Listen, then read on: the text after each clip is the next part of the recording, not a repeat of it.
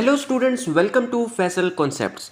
Students, आज की video से हम एक न्यू कोर्स स्टार्ट करने वाले हैं जिसका नाम है सिमुलेशन एंड मॉडलिंग।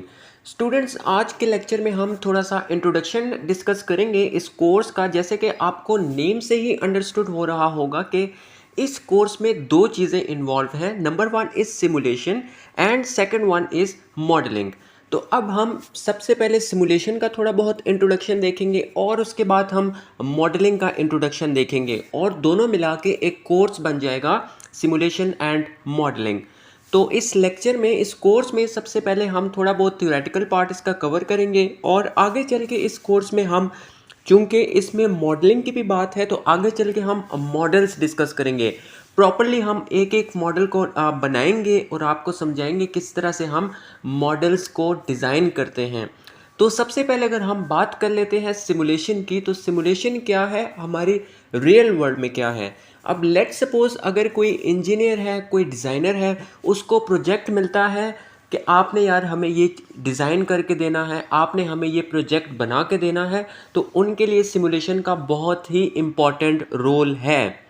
अब यहाँ पर अगर हम देख लेते हैं तो ये एक ऐसा प्रोसेस है जहाँ पर हम डिजिटल प्रोटोटाइप्स को बनाते हैं और फिर उनको एनालाइज करते हैं। किस चीज़ की?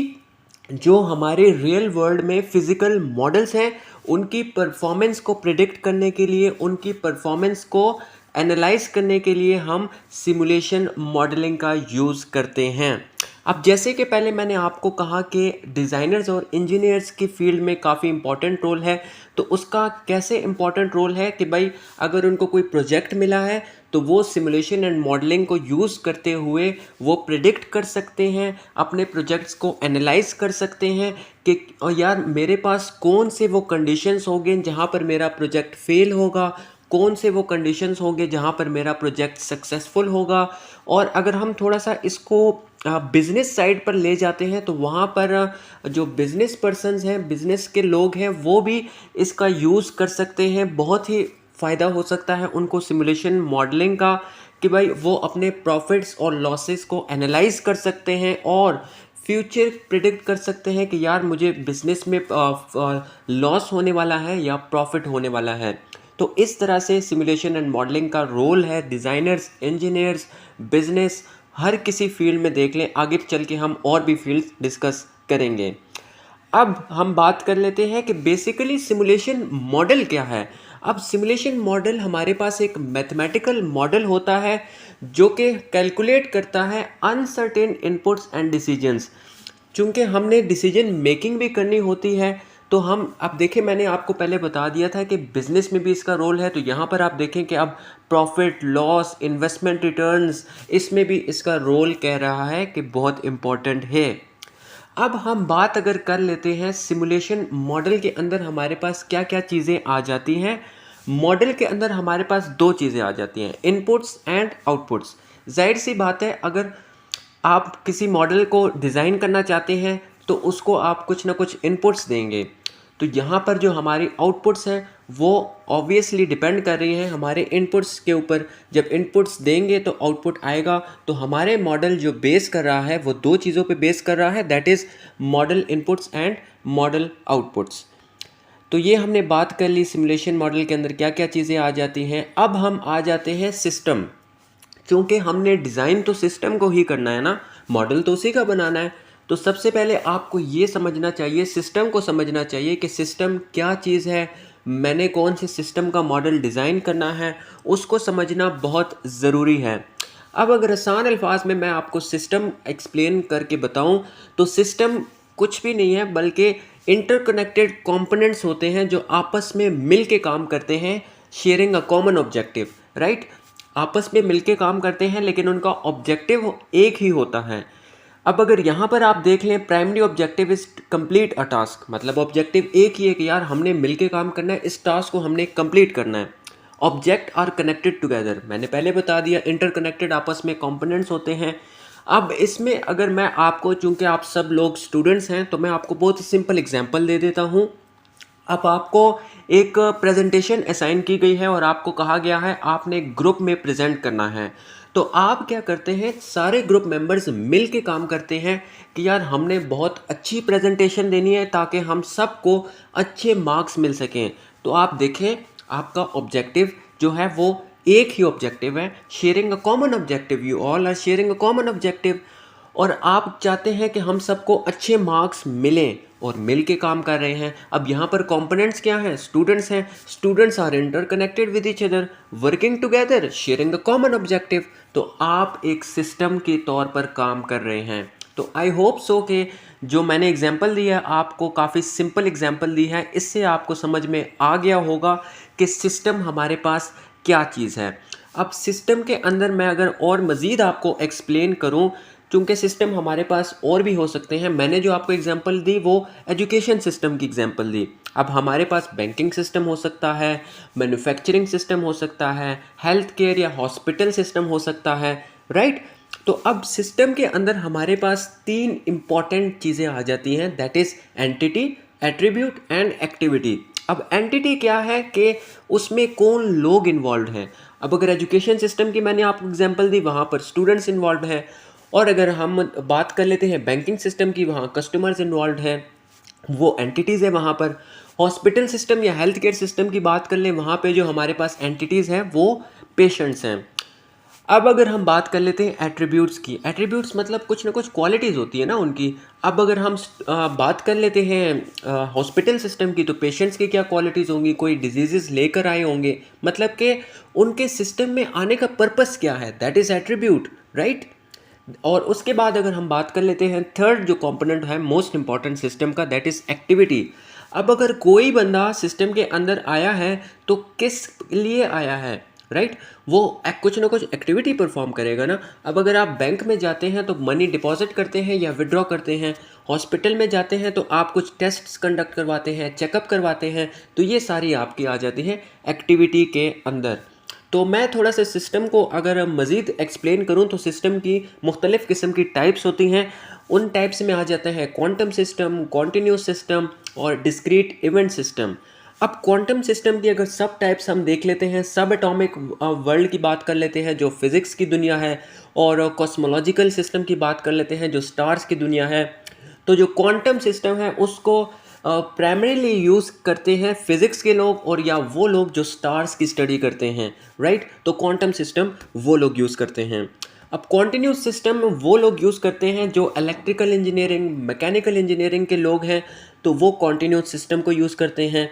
अब जो लास्ट वन है, मोस्ट इंपॉर्टेंट वन, और ज़्यादा कॉमनली ये ही यूज़ होता है हमारे वर्ल्ड में, रियल वर्ल्ड में, that is discrete event system.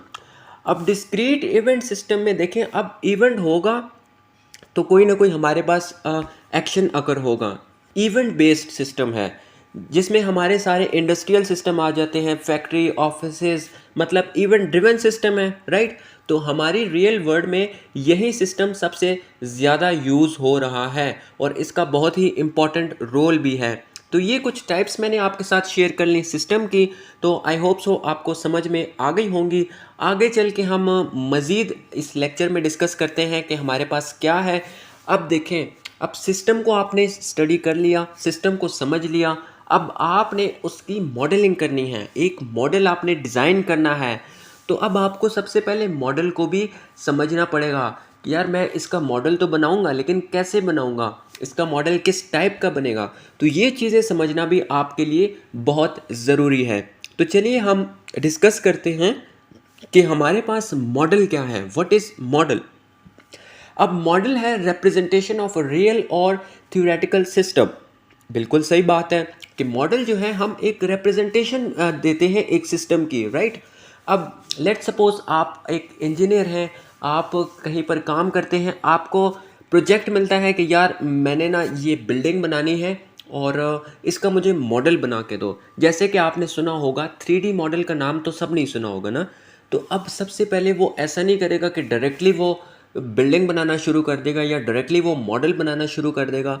सबसे पहले वो जो है उसका अपना थोड़ा सा रफ वर्क जो होता है, थोड़ा रफ वर्क करेगा, सिस्टम को समझेगा, मॉडल को एनालाइज करेगा, फिर सिस्टम को सिंप्लीफाई करेगा। देखें सारी यही चीज़ें, simplification of the system, understanding of the system, उसको सिंप्लीफाई करेगा, समझेगा, राइट। मैं थोड़ा सा और आपको आसान अल्फाज में समझा देता हूँ कि किस तरह से वो मॉडलिंग करेगा, राइट। अब लेट्स सपोज आपको कोई ना कोई सिस्टम तो उसने दे दिया कि यार ये सिस्टम है, इसमें ये प्रॉब्लम है, और मुझे ना ये एनालाइज करके दो और मुझे इसका एक मॉडल बना के दे दो। अब आप क्या करोगे, सबसे पहले तो आप उसमें वो सिस्टम को जब एनालाइज करोगे तो प्रॉब्लम को आइडेंटिफाई करोगे, उस प्रॉब्लम की मॉडलिंग करोगे, राइट। फिर जो है उस सिस्टम की जो मॉडलिंग आपने कर ली है या सिस्टम की आपने सिंप्लीफिकेशन करनी है, उसमें कुछ ना कुछ एजम्पशंस आपने ऐड करनी है कि यार ये होगा तो ये हो जाएगा, ये नहीं होगा तो ये हो जाएगा, मतलब एजम्पशंस आपने ऐड कर देनी है। उसके बाद आपने अपने मॉडल को ऑप्टिमाइज़ करना है। जब मॉडल को आप ऑप्टिमाइज़ कर लोगे तो फिर आपने उसमें से सॉल्यूशन एक्सट्रैक्ट करना है। जो भी प्रॉब्लम आपने आइडेंटिफाई किया था कि यार ये प्रॉब्लम मैंने आइडेंटिफाई किया था और मैंने प्रॉपर एनालाइज कर लिया है, सिस्टम को मॉडल को ऑप्टिमाइज़ भी कर दिया है, तो ये सॉल्यूशन है, ये मैंने इसका मॉडल बना के दे दिया है, आप इसको इम्प्लीमेंट कर लो। तो इस तरह से आप प्रॉपरली सिस्टम को एनालाइज करके सॉल्यूशन देते हो प्रॉब्लम जो भी उस सिस्टम के अंदर होती है। अब वही बात आ गई है दोबारा से कि वाई आर मॉडल्स यूज्ड। अब अभी मैंने पहले आपको बता दिया कि इंजीनियर है या कोई प्रोग्रामर है, उसको कोई टास्क मिलता है तो डायरेक्टली वो काम करने नहीं लग जाएगा। सबसे पहले अब सॉफ्टवेयर इंजीनियरिंग की अगर बात कर लेते हैं, सॉफ्टवेयर अगर कोई बना रहा है सॉफ्टवेयर इंजीनियर, तो सबसे पहले वो टेस्टिंग करता है, right, before the deployment of the software.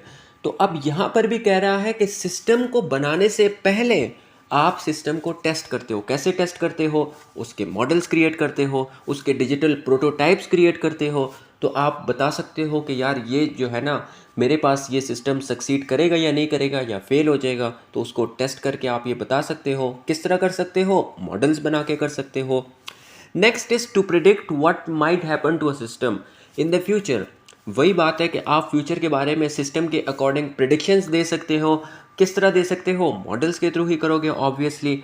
दूसरा ये है कि अब अक्सर औक़ात ऐसा होता है कि हम रोबोट से काफ़ी सारे रिस्की काम करवा रहे होते हैं, लेकिन अगर आप मॉडलिंग कर लेते हो, मॉडल्स यूज़ करते हो, तो आप लोगों को भी ट्रेन कर सकते हो मॉडल्स के थ्रू कि यार ये रिस्क है सिस्टम के अंदर, आपको हम ये ट्रेनिंग दे रहे हैं तो आपने इस तरह से सिस्टम को हैंडल करना है, right. To investigate a system, वही बात है कि आप सिस्टम को एनालाइज कर सकते हो मॉडल्स के थ्रू। ये बातें मैंने आपको ऑलरेडी बता दी है, तो ज़्यादा डेप्थ में नहीं चलते। थोड़े बहुत इसके डिसएडवांटेजेस भी हैं, वो मैं आपको बता देता हूँ कि अब जो आपके रिजल्ट्स आते हैं वो प्योरली बेस करते हैं मॉडल के ऊपर।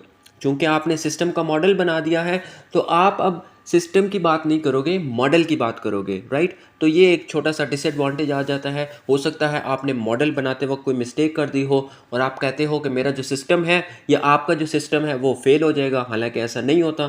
तो ये एक डिसएडवांटेज है, राइट। अब कहता है कि हर एक सिचुएशन रियल लाइफ की हम उसमें नहीं डाल सकते, ऑब्वियसली इट्स करेक्ट। अब अगर आप रोबोट या एआई बेस्ड मशीन भी बनाते हो तो आप उसमें ह्यूमंस की सारी क्वालिटीज़ नहीं डाल सकते हो। और यही बात मॉडलिंग के लिए भी है कि आप उसमें हर एक पॉसिबल सोल्यूशन इंक्लूड नहीं कर सकते हो। अब थोड़ा सा इसमें कॉस्ट की बात आ जाती है कि इक्विपमेंट और सॉफ्टवेयर था काफ़ी जो है परचेज़ करने के लिए एक्सपेंसिव हो जाता है। ज़ाहिर सी बात है कि उसमें कॉस्ट तो आएगी, तो ये भी थोड़ा सा एक इसका डिसएडवांटेज है। लेकिन जिन लोगों ने एफिशिएंट काम करवाना होता है वो वहाँ पर एक्सपेंस की परवाह नहीं करते, राइट। अब आ जाता है कि हम सिमुलेशन एंड मॉडलिंग कहाँ कहाँ यूज़ करते हैं। अब मैंने आपको पहले भी बता दिया था कि अगर इंजीनियर्स ने कोई कार डिज़ाइन करनी है तो पहले वो मॉडलिंग करेगा, राइट। अब इसमें अगर हम ड्राइवरलेस कार्स की बात कर लेते हैं तो अब उसमें काफ़ी इंपॉर्टेंट रोल है मॉडल्स का, कि वो देखेगा कि यार अगर कोई मेरी ये जो गाड़ी है ड्राइवरलेस कार, अगर ये क्रैश कर जाती है तो इसका क्या हाल होगा, क्या जी जो बाकी गाड़ियाँ रोड पे मौजूद हैं वो इससे सेफ़ हैं कि नहीं। तो उसमें जो है मॉडलिंग का काफ़ी इम्पॉर्टेंट रोल है।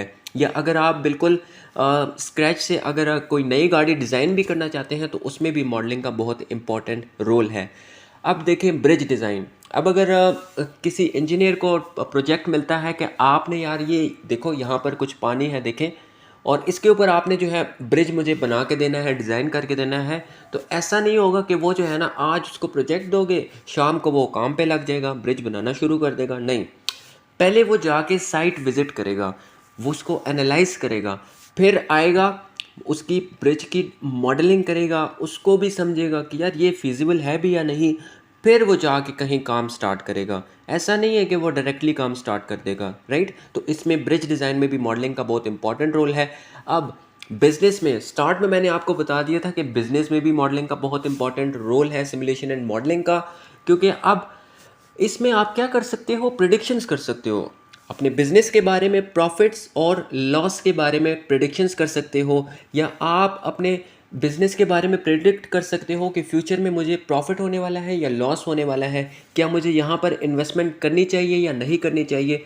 वो किस बेस पे आप करोगे, जब आप प्रॉपरली एनालाइज करोगे, जो डिफरेंट आपके पास डाटा मौजूद है, डिफरेंट मॉडल्स आपके पास मौजूद हैं, उसको एनालाइज करोगे, तो तभी आप ये प्रेडिक्शंस कर सकते हो और अपने बिजनेस के अकॉर्डिंग आप अच्छे डिसीजंस ले सकते हो कि आपको बिजनेस में प्रॉफिट हो, ना कि आप गलत डिसीजंस लें और आपको लॉस हो। तो वो कैसे कर सकते हो, वो आप प्रॉपर मॉडलिंग करके कर सकते हो।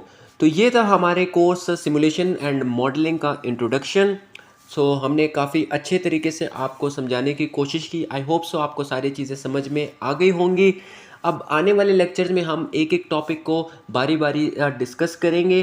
तो अगर आप हमारे चैनल पर पहली बार आए हैं और अब तक हमारे चैनल को सब्सक्राइब नहीं किया, तो नीचे दिए गए सब्सक्राइब के बटन पर लाजमी क्लिक करें, ताकि हमारी हर आने वाली हेल्पफुल वीडियो सबसे पहले आप तक पहुंच सके।